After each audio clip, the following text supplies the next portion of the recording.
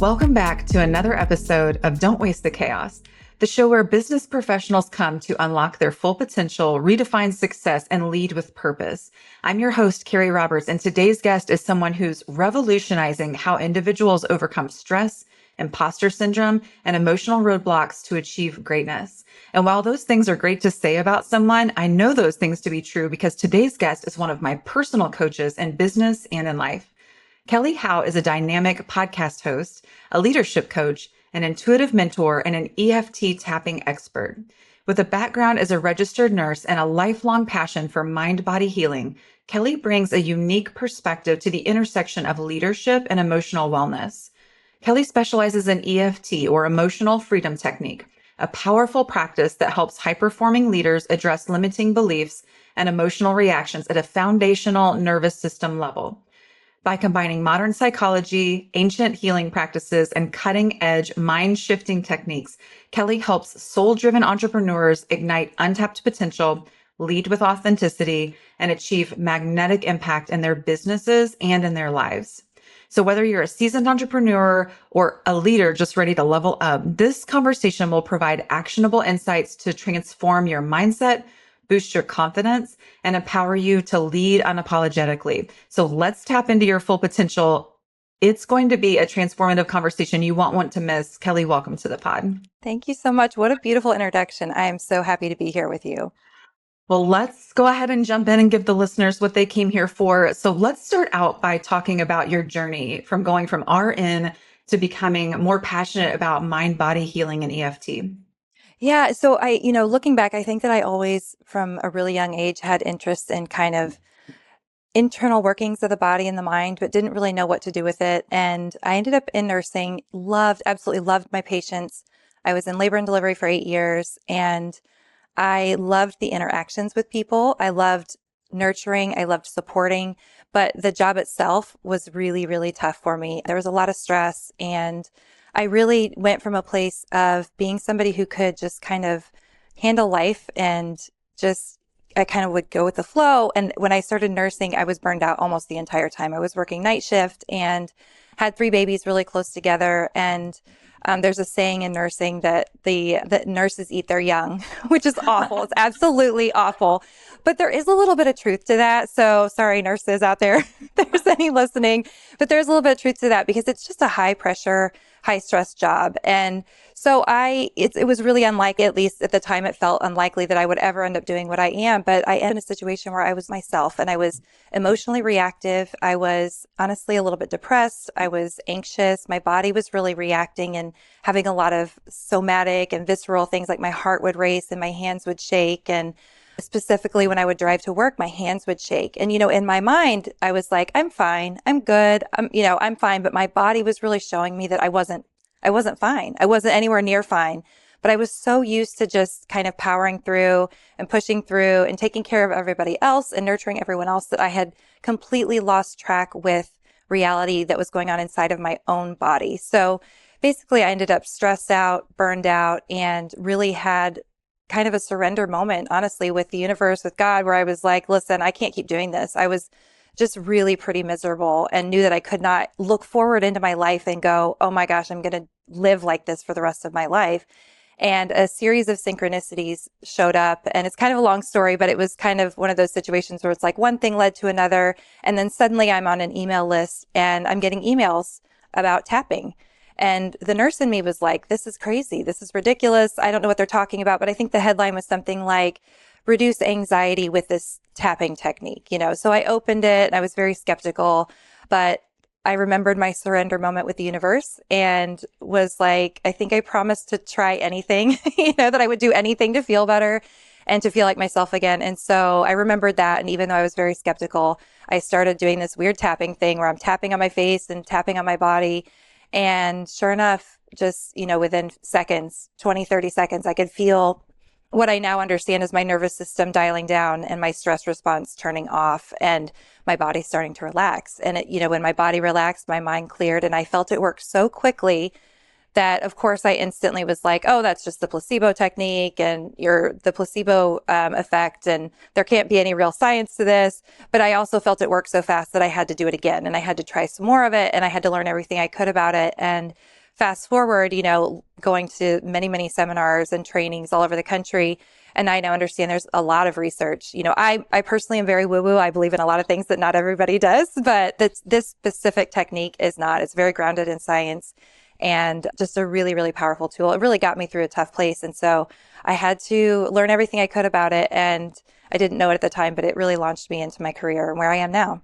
Ah, that's so cool. And for my listeners out there, I am very big into the details and understanding the why. And we're going to get more into why EFT makes sense. But when Kelly says she felt this change within 20 to 30 seconds, I felt like when I first started doing tapping with Kelly, I was just like, what's this doing? I can feel some emotional changes, but I didn't feel like maybe my body was responding. But I wear my Aura ring, and I shared with Kelly several different times how my body, my heart rate would be like run rate, like cardiovascular workout run rate, while I was sitting in this exact chair during doing virtual tapping with Kelly. And so I had that physical response too that I didn't even recognize was happening.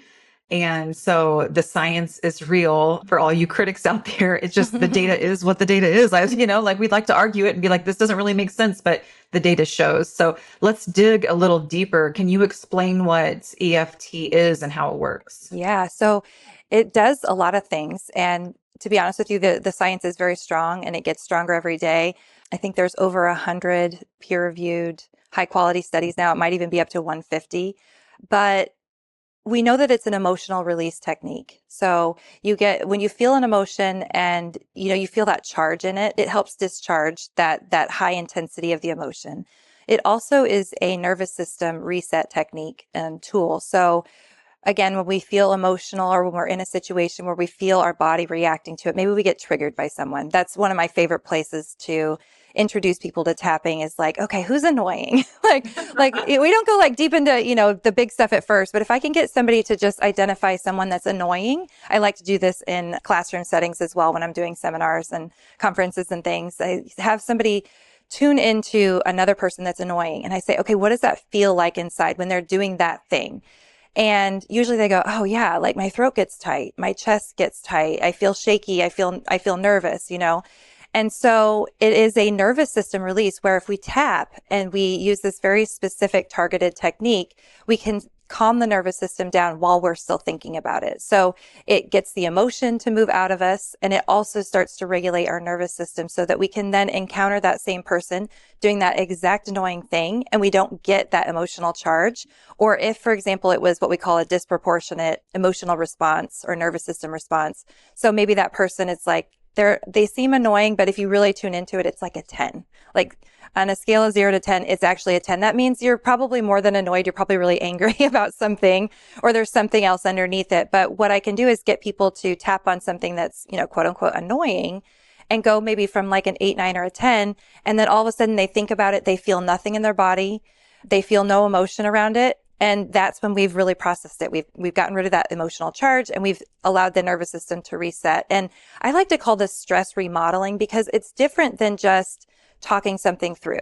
We get a great emotional discharge if we talk with a friend or if we talk with a therapist or if we're tapping at the same time. We get this great emotional discharge. Sometimes we cry, sometimes we get angry and the words come out differently. But the difference with tapping in this process is that if you do it in the right way and it's very specific and strategic, then you can actually remodel your nervous system so that you don't have that same disproportionate response in the future. So that's where the real power comes in, where you go, oh, wait, I actually have the power inside of myself to shift this reaction, this person that's driven me crazy my entire life. I can go from a 10, down to like a 2. And sometimes it's different for everybody, but, sometimes we can shift within a matter of seconds. Sometimes somebody can go from I'm a 10, I'm really angry or I'm really sad. We work through the emotions. They have a good cry. And then I have them think about that exact same thing. And it's like everybody says to me, no, it's like it's over there. They kind of take their hand and they push away like it was in here and they point to their body and then they push away and they're like, and now it's over there. And that's what it truly means to process what has happened to us and to process our emotions beyond just talking about them. And of course, talking is so powerful. But when you add in what we call a somatic technique like tapping, and EMDR is another powerful example of that. There's a lot of like somatic breath work and things like that. When you engage the physical body and you start to throw in actions and work with the physical body in a way that starts to interrupt what the mind is doing, you actually can break these nervous system responses so that they're not these just neural pathways running like a runaway train.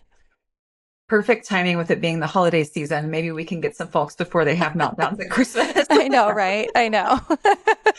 So let's bring this into the business realm, because for me, I care greatly about my personal life, but I also am one of those people who is really, really driven, and my work life is so fulfilling and so important to me that if you're like, okay, this will help, you be a better mom, I'm like, that's important to me. I really care. But if you're like, this will make you perform better in your business, I'm like, huh?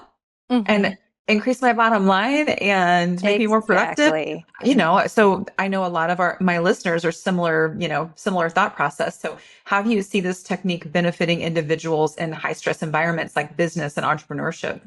There's really, I would say I call in two different types of entrepreneurs. And there are, I would say both of them are high achieving, but there's on one side, we have the high achievers that are just, it's like they're almost stuck in the on position and they're just drive. So I always like to ask, like, what is it that stretches you? So the other type of entrepreneur is maybe wants to be busy all the time, but they get frozen more. And so they're more, they are high achievers. They're constantly driven. They're working towards things, but they don't get stuck in the on position. Sometimes they can get stuck in like a frozen position.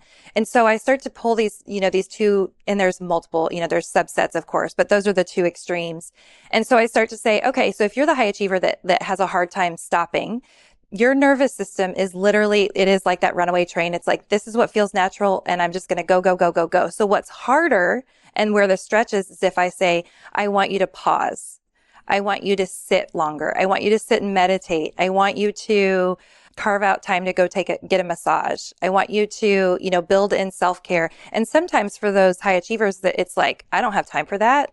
There's too much to do. I don't have time for that. So going back to the nervous system response, what we do is start to go, okay, we're going to use tapping to start to break apart the nervous system response that says I have to go, right?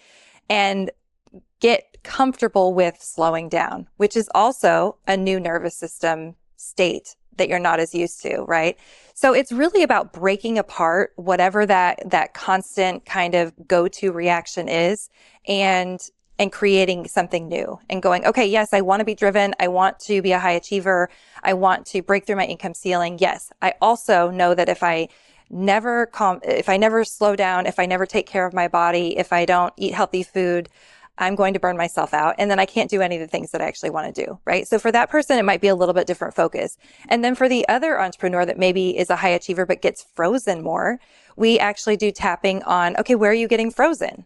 What project are you trying to do, but you're procrastinating, you're putting off? And a lot of times people don't realize that procrastination is actually like a little mini trauma response. There's something inside of us that's saying, this doesn't feel safe. Part of us is going, yes, I want to push through. I want to do this project. I want to go. And another part of them is saying, nope, I don't want to. That's not safe. That would be too much. I would be too big. My voice would be too big. What if I mess up? Fear of failure, all the things come up in that procrastination. So with that type of person, we can use tapping to actually get them out of the freeze response and have them start moving towards whatever that thing is that's causing the fear that's throwing on the fear response. So I'm not sure if I answered your question, but we can use tapping in so many areas. So really what it boils down to is it is a phenomenal tool for any place that fear shows up. So if you want to make an investment, but you're feeling afraid and you're just not sure, like you can't trust yourself because the fear is so big, we can tap on the fear. And at the bottom of that fear response, at the bottom of that big anxious nervous system response is clarity. So no matter what people are struggling with, if we can get you regulated in your nervous system, if we can discharge some of these emotions that have been bottled up, there's this beautiful space for clarity where we get higher guidance, whether that's coming from your higher consciousness, from God, from universe, where, whatever your belief system is. And so that's really, for any entrepreneur, that is a magical spot to be able to go, I can regulate myself. I can work with somebody. I can do this myself. And we haven't talked about that yet, but this is a tool that anybody can learn. You don't necessarily have to work with someone like me. You can learn it on your own.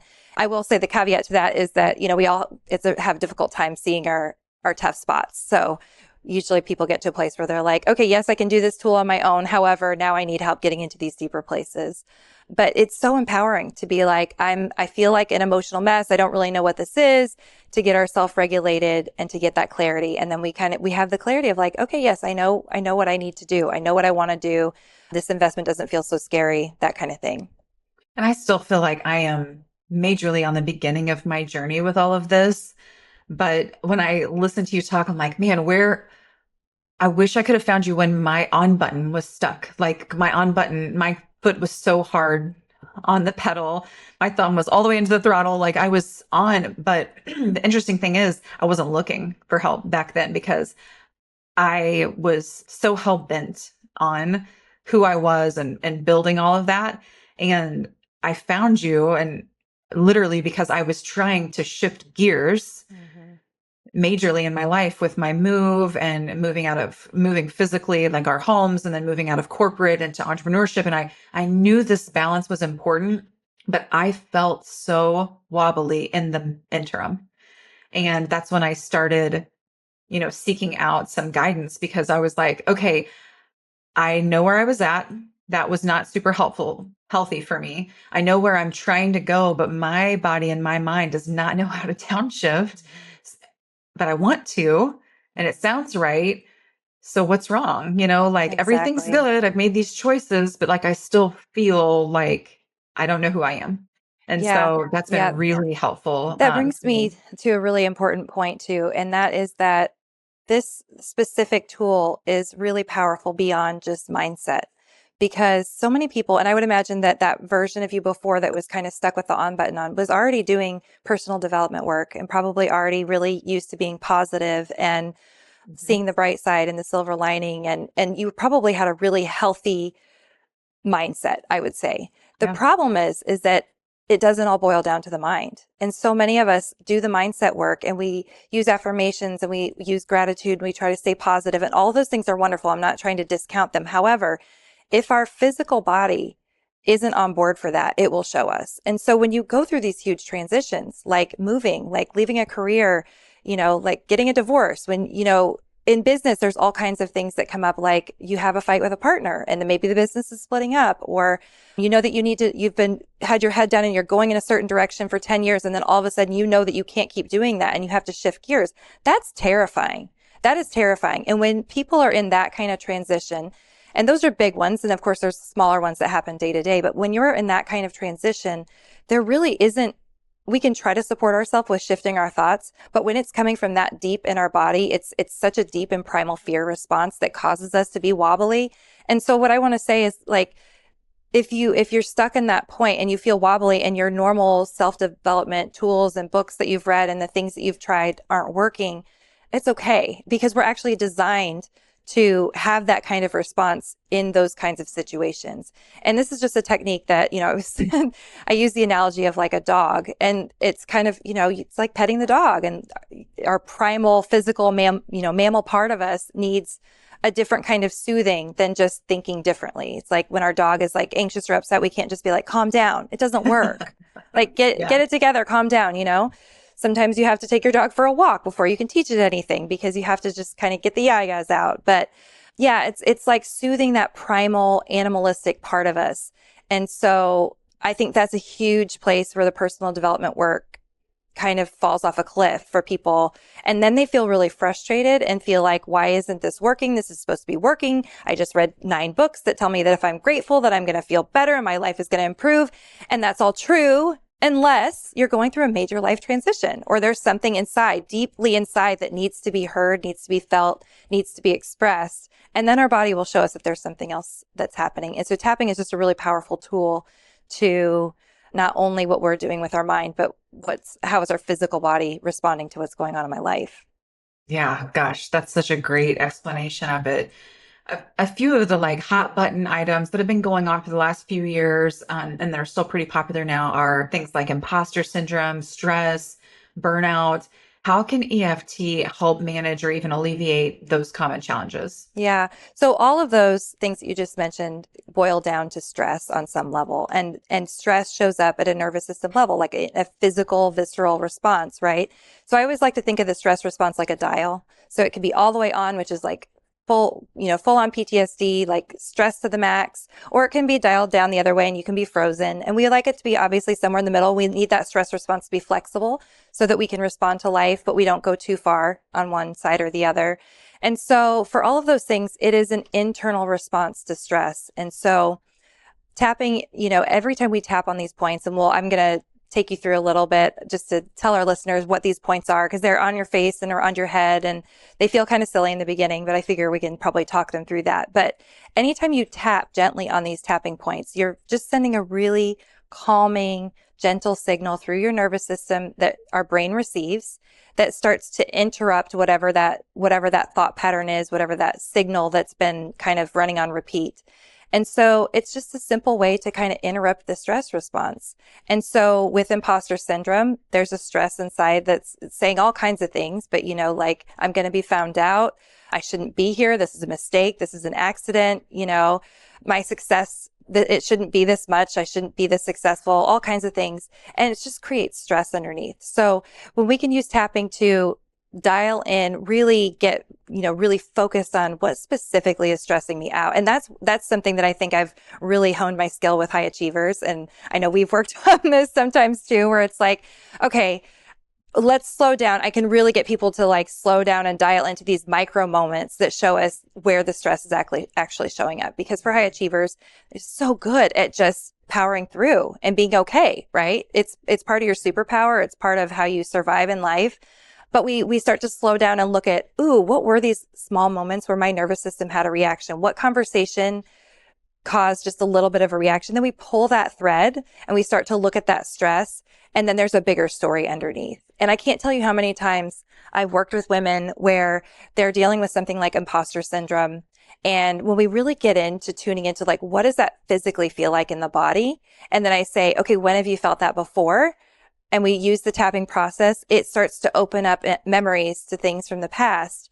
And a lot of times it goes back to, being in second grade, being in third grade, and having a moment where we were supposed to know what we were doing and the teacher called on us, and suddenly, we're the kid that always knew the answer, but that one time we didn't have the answer.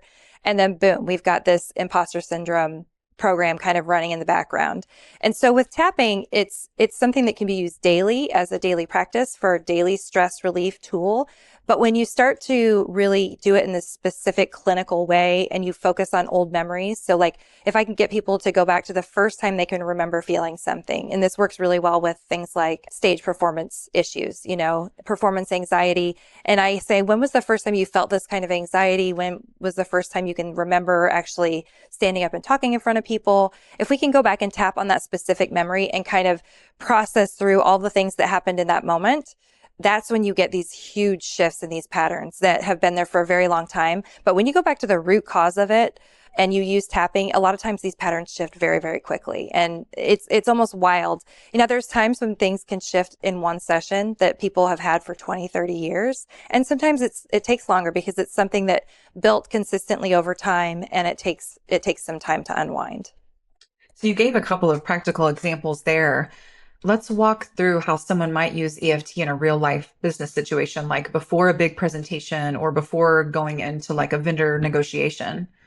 Yeah. So do you want me to go ahead and talk about what the tapping points are and Sure. like go that deeply into? Yeah. Okay. Yeah, So that works. yeah. So we'll talk about the tapping points here in a second, but in those situations, what you would want to do, so you're going into a vendor conversation and the first thing you want to do is go, what do I notice? What do I actually feel right now? Right? Like, don't try to push past and be like, this is going to go great. This is all going to work out exactly how I want. I'm feeling confident. Because a lot of times if we're going into something like that, now, if you actually feel that way, great. Of course, you want to build those confident feelings. However, a lot of times it's like one part of us is feeling excited and confident. And then there's this other part of us that is feeling anxious, scared, what if this doesn't go the way I want it to? Maybe you just don't like this person, or they're triggering because their tone of voice is rude, or they're condescending, or whatever. So the first thing we do is tune into, okay, if there's part of me that's feeling great about this, what does the other part of me say? You just get really real with really the negative aspect of how we're feeling. And that, again, is like very different to a lot of the personal development stuff that's out there. But with this specific technique, we dial in and go, yeah, this is what my actual problem is, and this is what I'm feeling. So you tune in first and go, yeah, I'm feeling anxious. I'm feeling stressed. We tune into the physical body. Where do I physically feel that? We've worked together. I ask that question over and over again. Where do you physically feel that? And people will go, okay, I feel a tightness in my throat, or I feel my heart fluttering, that kind of thing. And so then we would just tap through the points and voice how we really feel. So let's go ahead and teach the tapping points right now. So the first one's on the side of the hand. And as you're listening, you kind of just, the pinky side of your hand, if you just tap with your opposite hand on that pinky side, that would be the first point. And I'm so inclined to be like, okay, yep, tell me what to say now. Because no, tap. Actually, Kerri, you should just tap along with me. Why not? Okay. Right? Yeah, just mirror me. So this is the first one here. And we would just say something like, even though I feel stressed, I accept myself anyway. Right? Or even though I feel stressed, I'm working through it. Now, I'm teaching what we call the basic recipe when we say this, even though blah, and then, follow it with some sort of affirmation. But you don't have to do that, because really the magic happens when you just express how you really feel. So you can tap on these points and just be like, I'm so stressed. I'm so stressed. I'm so stressed. And just repeat that over and over and over again. Okay. So the second point is on top of the head, right in the center of the head. My headphones are kind of in the way, but right in the center of the head. And then as we're tapping through the points, we just keep voicing how we're feeling. I'm so stressed, or I'm so anxious, or whatever you're worried about, right? What if they get upset with me? What if this doesn't go the way I think it will? What if they don't want to work with me, right? And then on the inside of the eyebrow is the next point. This is just right where your eyebrow starts. So actually, Kerri, come down just a little bit more. Yep, right there, right where your eyebrow starts. And each of these points is a point in acupuncture. So this point specifically is a bladder point, and it has everything to do with holding emotion. And so this is a really important one. If you feel like you're really good at containing emotion, this is going to be a point that's going to help start to move that emotion through. And on the outside of the eye, and we just keep repeating, oh, I feel so stressed. So you just talk about how you feel as you tap through these points. And then under the eyes, like right under the pupil on that cheekbone there. Yep. And we just say, oh, I'm so stressed. And then under the nose, or for example, if it's someone that you just kind of don't like, or they're triggering, or there's something about them, you can focus on what it is that they do that bothers you. So you could say something like, oh, they're so condescending, or they're so rude, or they're not really listening to me. But you just kind of pick whatever that actual thing is that bothers you, and you just voice it and tap on it. And then under the chin here, so that's like between the lower lip and above the chin. Yep. We'll just say all the stress. And then under the collarbone. So this one is, if you kind of get underneath your collarbone, there's a little hollow underneath there. And a lot of times that's tender for people. This is a kidney point in Chinese medicine, and this is a really important one for stress. That point gets really tender when we're very stressed out. And we would just keep saying it, oh, all the stress. And then the last point is under the arm. So this is under the armpit and kind of like right where your bra would be, if you're a gal. And then we just take a breath. And that's just the basic recipe. You just start out on the side of the hand and say, even though I have whatever the problem is, even though this person stresses me out, even though I'm worried about this not going well, and then you follow it with some sort of affirmation. I accept myself anyway, or I'm working through it, or I'm going to be okay. And so you would voice that 3 times, and then you tap through the other points, and you just have a shorter statement that you say, all the stress, and you can say the exact same thing on each point. I'm so stressed. I'm so stressed. I'm so stressed. You just keep repeating it over and over again. And you'll start to notice that just giving yourself permission to express like that in combination with these tapping points, there's something that happens that's different than just talking about it, because you actually start to feel a relaxation in your body. Now, I have to mention, because this technique can work crazy fast for people. However, if it doesn't, if you do a little bit of tapping and it actually dials up, right? So normally before I tap on something, I say, okay, go ahead and rate it 0 to 10. So you get some sort of reference, like how emotionally charged is this for me right now? And I tell people, just go with the first number that pops in your head, because otherwise we'll start to overthink it. And, we'll be in our head, we'll think a 9, and then we'll be like, well, it's not that big. It's probably just a 6, maybe a 7. It's like, no, just go with the first number, because that's your subconscious saying, yeah, you're really upset about this. Go ahead and work on that. But we choose a number and then we tap and we reevaluate that number afterwards. And a lot of times that number drops. Even just after 1 or 2 rounds of tapping, it starts to come down. Now, if the number goes up, it doesn't mean that the tapping is doing anything wrong. It's really just getting you tuned in to what's been there the whole time. And it's giving that space for the expression of that emotion to move through so that you're not just containing it, right? People, I think, again, going back to high achievers, so good at containing. It's like, yep, that thing happened and I'm just going to move on. So it just gets contained. It doesn't get expressed very often. And so as we start to dial into it, we really tap into it, again, using the example of something annoying, a lot of times people will be like, oh, it's like a 5 annoying. And then we tap a couple of rounds and they're like, oh my gosh, now I feel pissed. And I'm like, yes, because there is something deeper inside where you actually are very, very frustrated with this person for doing this specific thing. Mm-hmm. And then we tap on being pissed for a couple of rounds and then it starts to drop down and the number starts to dial down. And so, again, it's not that anything is going wrong. If it actually dials it up, I would say just keep tapping, keep moving through it, keep voicing what you're feeling. And eventually you'll get to a place where you'll feel that your nervous system kind of just goes, oh, okay.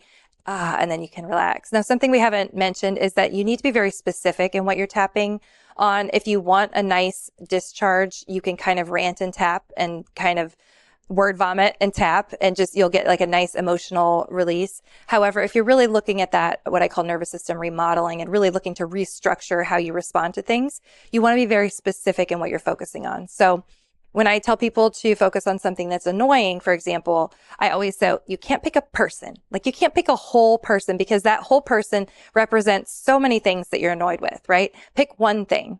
Pick one thing. Like, does that person, do they talk really loud? Okay, great. Like tune into that one specific thing. And then you focus on that one specific thing while you tap.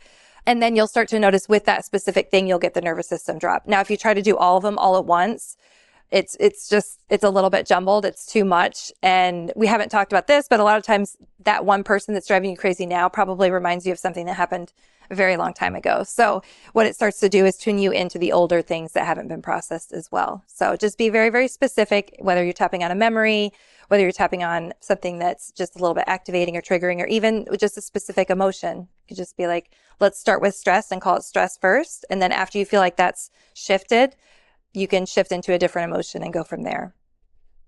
Yeah. The first time that I ever went through this, I experienced like this desire to talk myself out of being upset. And so, in one of my first sessions, Kelly was like, okay, so just say how you feel. And I was like, I'm frustrated. And, we kind of talked through it. And then as she was running me through tapping, she kept saying how frustrated and I kept saying how frustrated. And there was a point pretty early where I wanted to be like, Kelly, I'm not that frustrated.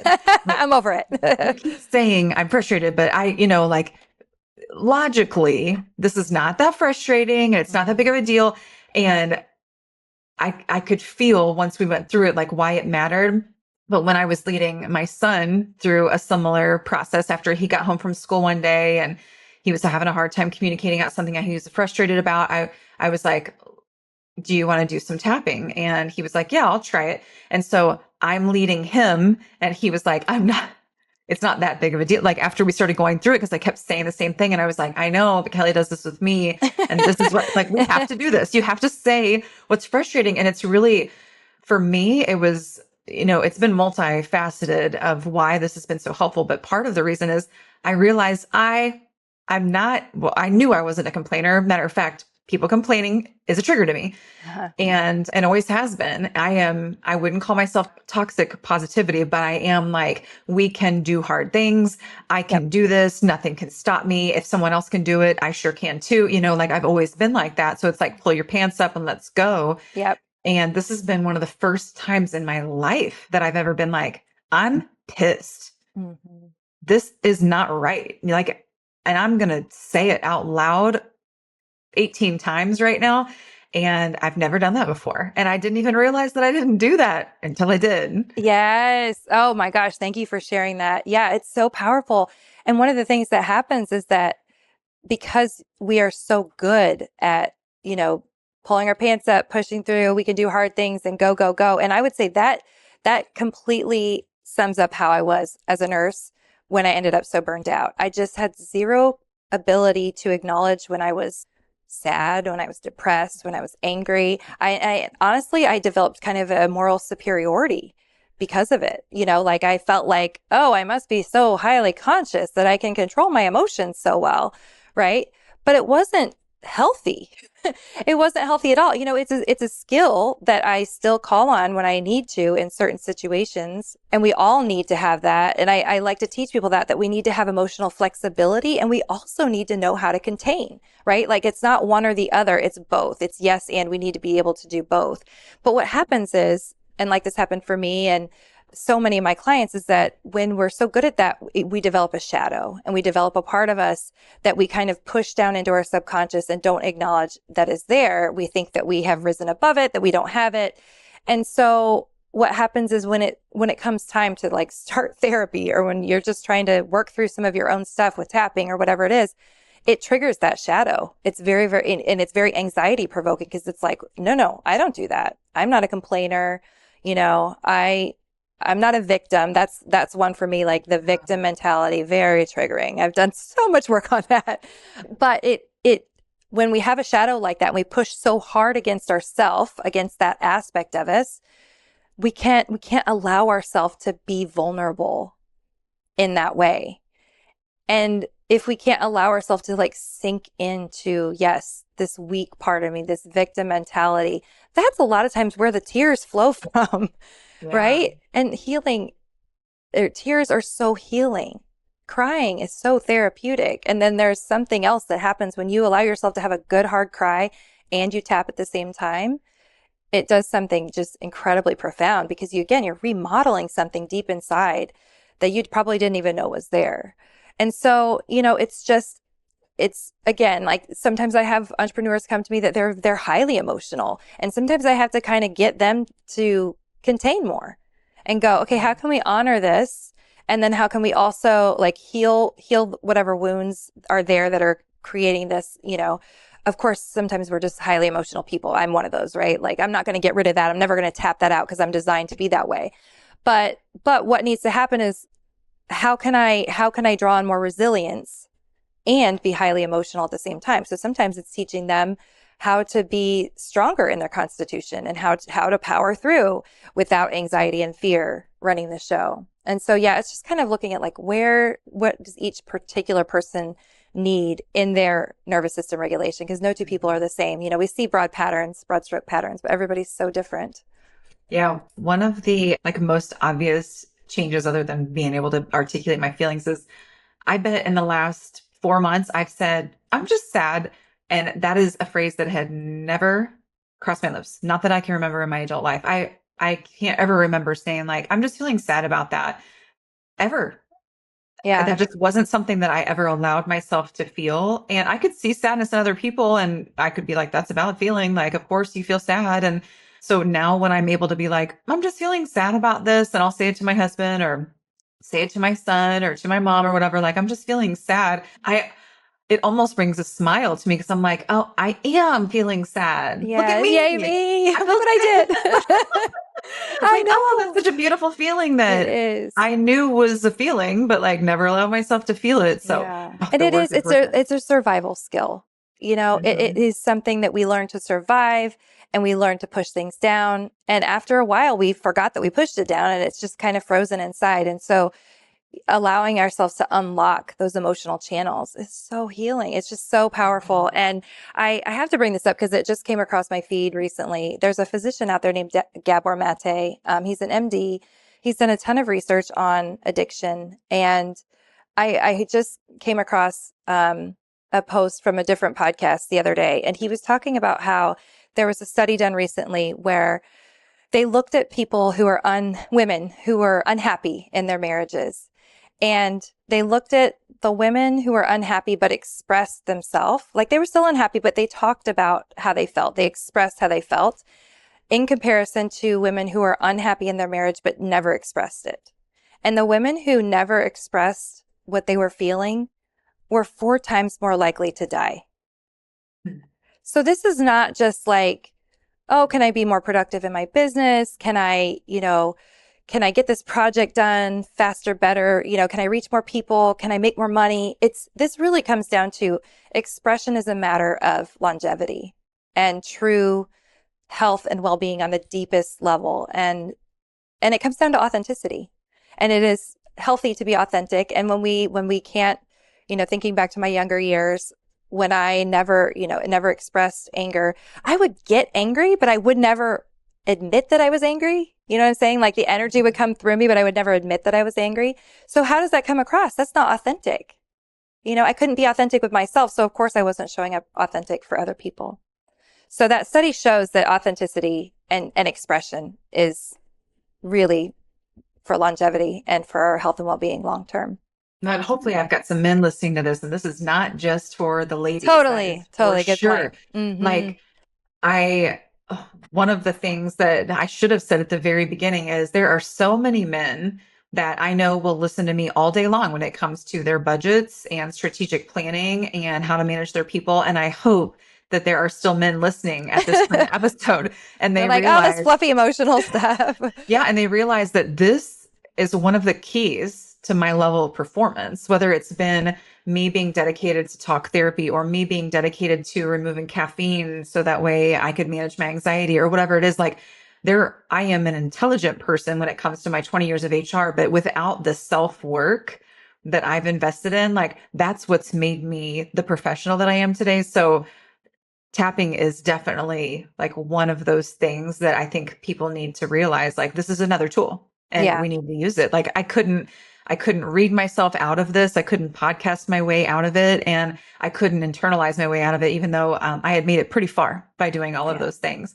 So it's super helpful. Do you have, like, I've talked a little bit about some of my transitions, but do you have an example of a business professional that you can generalize, that you could share, like a results that you've seen out of this? Oh yeah, definitely. I mean, most entrepreneurs want to increase their income. And so I can't tell you how many times I've had somebody come to me and they're like, I've been stuck at the same level for like 2, 3, 4 years. Like I just get to that income ceiling and it doesn't matter what I do. It's just, I can't break through it. I'm working harder. I've hired people. I have new products. I have new offers. Like it doesn't matter how much marketing they do. It doesn't matter what they do. They're just stuck.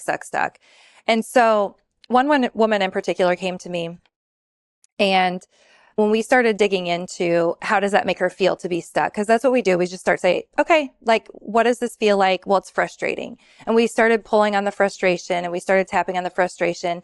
And then a lot of times what happens is that underneath frustration is a huge well of sadness that has been sitting there and hasn't been processed. And this was the case. And this happens over and over again for people.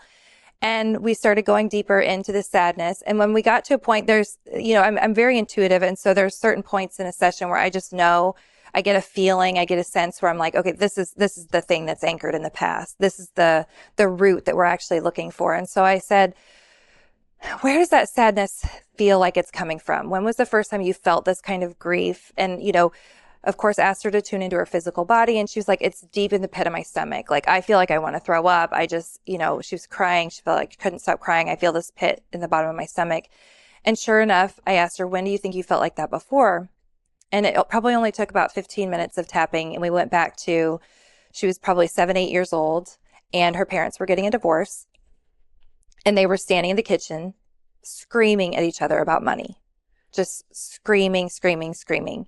And I don't remember the details of what it was, but the story that was being told between the parents directly overlaid what was happening in her life. And it was like her subconscious was like replaying this in her mind on a daily basis. And so what we did was we went back and we tapped on the fear that she felt thinking about that memory. Because here's what happens. Our adult mind, if we're not doing a process like this, our adult mind would be like, oh yeah, that happened when I was 7. Like, I'm over that. I healed through that. I'm fine. Like, I don't need to go back and process anything. It happened so long ago, right? Not a thing anymore. But if we go back and actually tune into our body, if you still feel a physical reaction when you think about a memory from the past, then it's still anchored inside of your subconscious. And there's processing that could happen there. And so we processed through the fear. We processed through the sadness. We processed through the anger that she felt that they were fighting. And what we do after we kind of discharge all of those emotions is we get in and go, what did you learn in that moment? And what she learned in that moment I wish I could remember specifically what it was, but it was, it was something around, it's not safe to have too much money, because her parents were fighting about who was going to get what. And, I don't remember the details, unfortunately, but it was, and I probably shouldn't share them anyway. So that's my brain's probably doing this on purpose, but it was something to the effect of, it's not safe to have too much money. It's not safe to be rich. It causes fights. Right. And so we did some subconscious work on that. What the tapping does when you process the emotions of these memories, it allows this beautiful opening in our subconscious where we can start to shift limiting beliefs, and we can start to shift these programs that have been in there for a very long time. So we shifted it, and without her even going and changing anything in her business, within a week, clients were showing up, and it like things just got easier. And of course, within that year, her income had drastically increased. I mean, it was, and I see that it's that magnetism when we start to shift the emotional content that we've been lugging around our entire life, these invisible shackles, this invisible weight. When we start to cut that loose, our energy is different. And even if you don't believe in the woo-woo stuff, just try it, see what you attract in your life when you're feeling really buoyant and joyous and wonderful, and see who shows up. And then when you're feeling sad and depressed, see what shows up in your life. And it's different. It's different. So we can shift that internal energetic dynamic. And, if that's too woo-woo, it's fine. We're shifting their nervous system and what feels safe around an income set point. And that's really what it was for her. She reached a point where she felt like, if I go over this, then that's when I'm rich. That's when I'm wealthy. That's when it's not safe. And it sounds so ridiculous to our adult mind, but these are the programs that are running the show in our subconscious. And everybody has them on some level, no matter what level of scarcity or abundance you grew up in. We all have weird stuff around money because culturally it's just, a lot of times I see people that grew up in abundance have fear around people not actually liking them, not actually loving them. They think all that they want is their money, so they have a whole different programming around that. But it can create different levels of scarcity, because if they're constantly pushing people away out of fear, of course, that shows up in relationship dynamics and partnerships and things like that. So yeah, it's so interesting what our mind body does to create our current situation. Yeah. That I could talk about the money aspect all day long, because that's so fun as an entrepreneur to talk about, how we can free that up. But one of the ways I saw it play out for me was just realizing through my sessions with you that when we talk about shadow work and things like that, if I don't acknowledge the negative side of things, then it just stays there. It's not like it goes away. It stays there. And then I'm bringing it into these potentially healthy situations, and it's causing issues for me. And so just acknowledging that it's there and that it's part of me and part of the process puts me in such a more powerful seat in where I'm supposed to be, instead of blocking me or still encouraging that energy to creep up or whatever it is. And so that's been huge. The easiest place to see that is in relationships. Again, if somebody just kind of triggers us, we don't even know why. There's always a story behind it. There's something connected to it. I can't tell you how many times I work with people and they're like, oh, I have this employee and I don't know what it is. She just bothers me. And we dig into it. And then, within 20 minutes of tapping, memories start to come forward. And we haven't talked about this, but tapping deactivates the amygdala, which is really a fear center in the brain. And it sits very closely to the hippocampus, which stores a lot of memories. And so as that amygdala starts to calm down, the hippocampus starts to bring forward memories that are connected to what we're working on.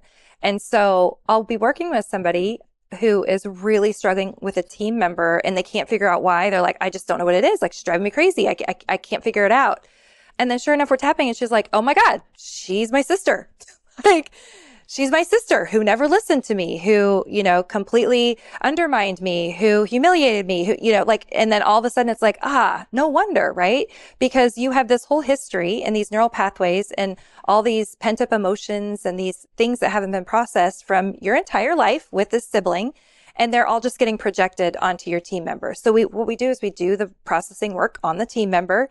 And then sure enough, she goes to work and she's like, oh, it's fine. I can see her for who she is now because she's not looking through the lens of her past.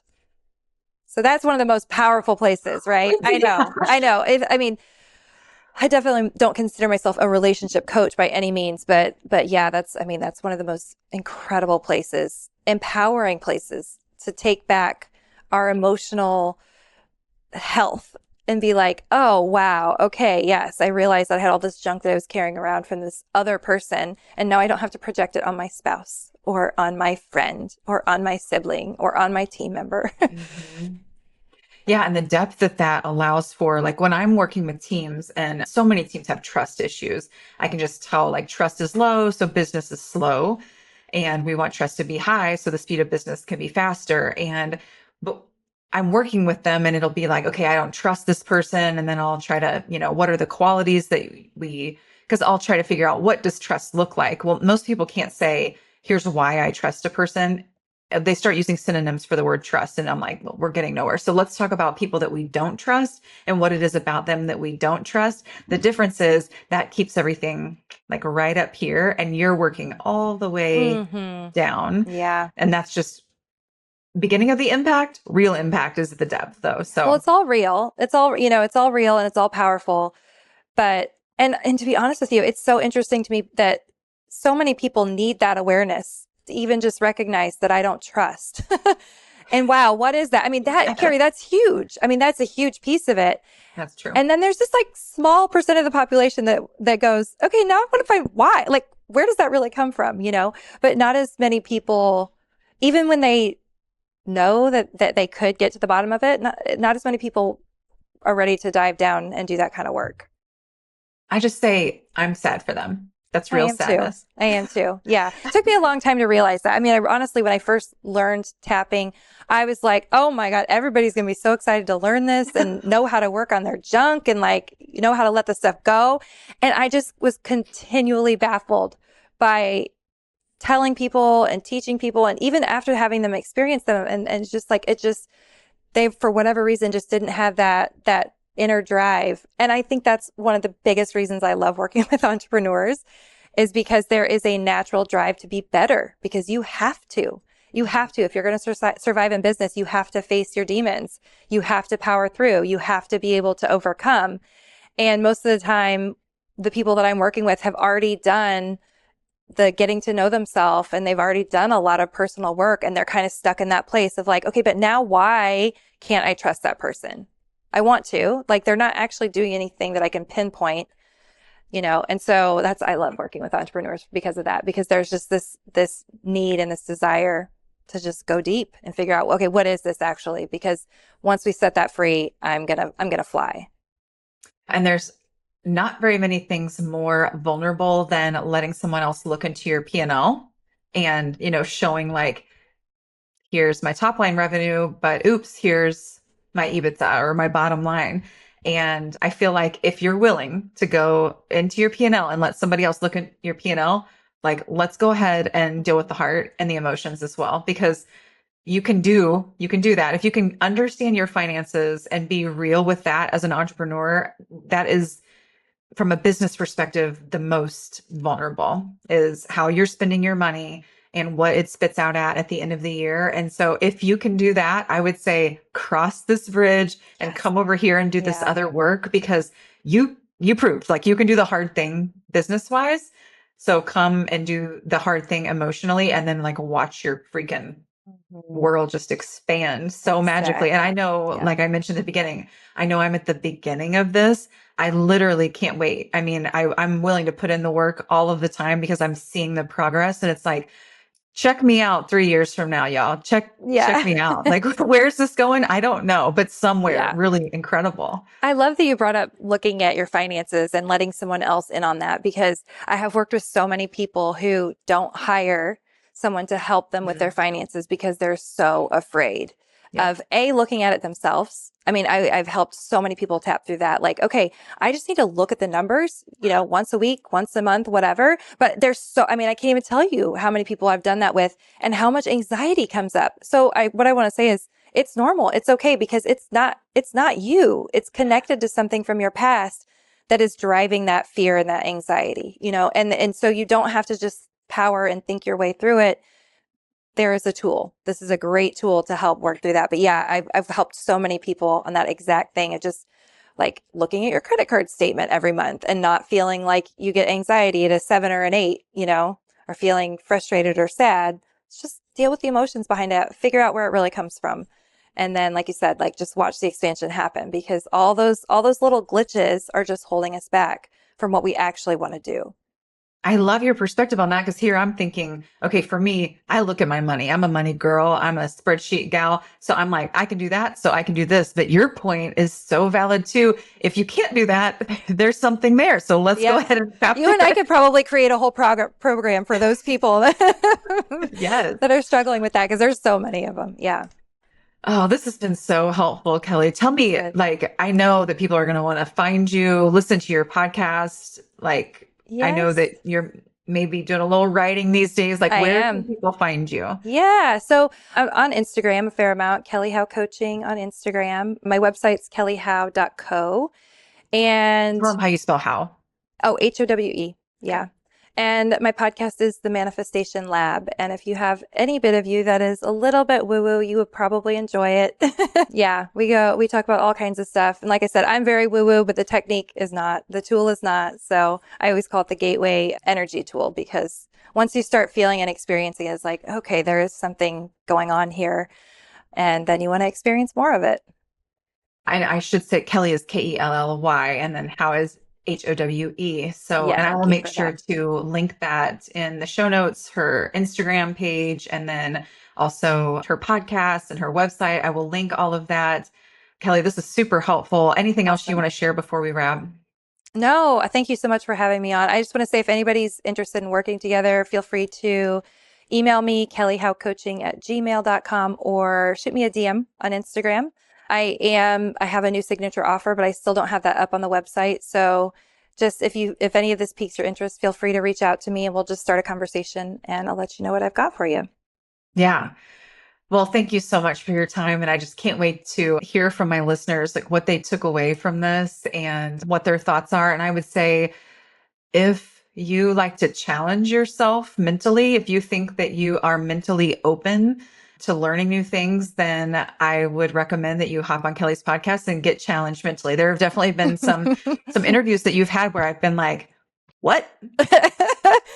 But That's what I hope happens. yeah, Yeah. it sends me down a rabbit hole. Then I start doing the research and I'm just like, wow, wow, wow. That is wild to me. But I have spent many a commute from my clients in St. Louis and my clients in Columbia listening to your podcast Oh, and I just love getting my that. mind blown, to be Thank you for honest. saying that. And that is the best compliment anyone could honestly give me, because I love to go down the rabbit holes. And if I can plant a seed anywhere, that makes me so happy.